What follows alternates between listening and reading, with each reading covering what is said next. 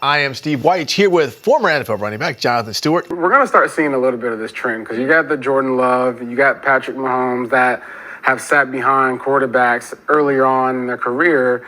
And there's something to say about developing a quarterback, especially someone that is a Penix. Yeah. If you got a Penix sitting there in the quarterback room, scratching and itching to play, but you got Kirk Cousins in front, or if Kirk Cousins isn't ready to go, now you're a genius.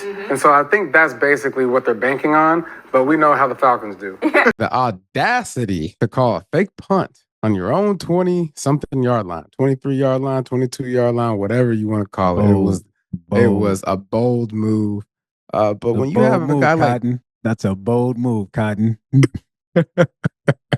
when you got Jordan Birch back there lined up in special teams, you got no choice. Dude, that's 300 pounds moving like that, my guy. Yeah. Listen, I was up in the booth. I had to do a double take. I'm like, who is that? Yeah. Who is that? That's a big running back. We don't that's Burt. Yeah, looking like LeGarrette Blount out there running. Boy, listen, breaking tackles, making people miss. Put him on the other side of the ball. Get him Put some him at love. running back. Look at him. He moving. Yeah. Quick feet. Stiff arm. Like number 42 got up looking at his elbow after he got done getting rumbled over. I did my job. Oh, my elbow. Oh, scraped it. Let me get up. And Shout out to Dan Lanning for just being a savage. He's a guy that's confident. He feels like he can run every route, and that's the reason why you get a guy like that. Because if he believes that he can, he's going to work at it, and he's going to make sure he can do it and accomplish it. But when it comes to the scheme, you get him moving. Having a big target like that, Trey, 6'5" guy moving, oh man, now I can't jam him at the line of scrimmage. Absolutely. He's going to be able to stack cornerbacks easily because of his size. He's going to be able to win on the slants. Out the gate, in my mind, he's an Alpha X. And I say Alpha X. Okay, I like it. We like to hear that. Christian McCaffrey going to the 49ers. He elevates the team. Without Christian McCaffrey, who are they? They're the 49ers. And so I'm taking a Swiss Army knife every time, a guy that can do more than just run the ball. I know Derrick Henry can catch the screens and take it to the house, but Saquon Barkley, from the day that I got to the Giants, and they drafted him, I saw him in OTAs, and I said, hey, I'm gonna retire. ain't no way. There is no way that I'm gonna be able to compete with this guy.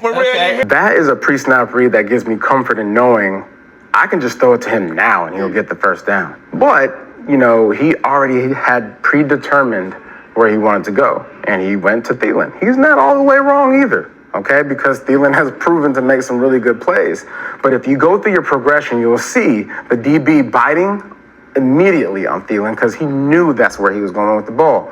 Once you see that defensive back press up on Thielen, that's when you move and shift your decision to throw to JT Sanders, who was wide open. Not the NFC. NFC South. Okay, You're trying to get me a little bit. Okay, yeah. Shit, he was listening. 1, 2, 3.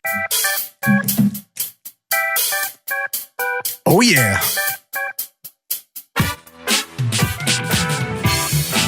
Ladies and gentlemen, boys and girls, it's your boy Jonathan Stewart and your co-host, Kenyon Partner, ladies and gentlemen, yeah. And we have a special guest, LeGarrette Blount. Hey. Oh yeah. Okay, set the vibe in. Yeah. The connection between Bryce Young and Jalen Coker is something special.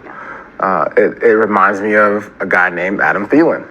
Right? Heard of him? So it's good to know for the Carolina Panthers that Bryce is starting to engage and find other guys to depend on. You know, we saw, a couple of weeks ago, it was JT Sanders for a game. And so when you are finding that chemistry and that flow within your receiving core, it opens up the playbook. Are you in agreement on DNs and safeties? I am, because you cannot, especially the edge rush, right? The most important positions to me, in my opinion, well, offensive line, quarterback, edge rush. You cannot protect the quarterback, you lose games. Yeah. If you can't get after their quarterback, it's going to be a long day. Yeah. It's going to be a long day. You lose games. You lose games. And so, absolutely, finding some edge guys and getting a guy that's a safety, not only can he cover the field, but can he communicate? The answer is no. And the reason why, because the term, if it ain't broke, don't fix it, they've been doing that for too long. It's broken. And I'm not saying Dak Prescott is broken. I'm saying that he is in a broken situation. He is a good quarterback. He's proven that he's a good quarterback. But for whatever reason, when they get to them playoffs, they not scoring on the first or second drive. They kicking field goals. They playing teams like Green Bay where they just over there marching down the field. Defense ain't coming to play. There's other elements that we ain't talking about. But he's making $60 million this year. I mean, he's paid to make the wrongs right. But what I'm trying to say is, it's broken. Whatever it is not working. And right now, they need to be honest with themselves. Jerry Jones, you need to be honest. At this point, you wasting his time, you wasting other people's time in that locker room, and you're wasting your own time.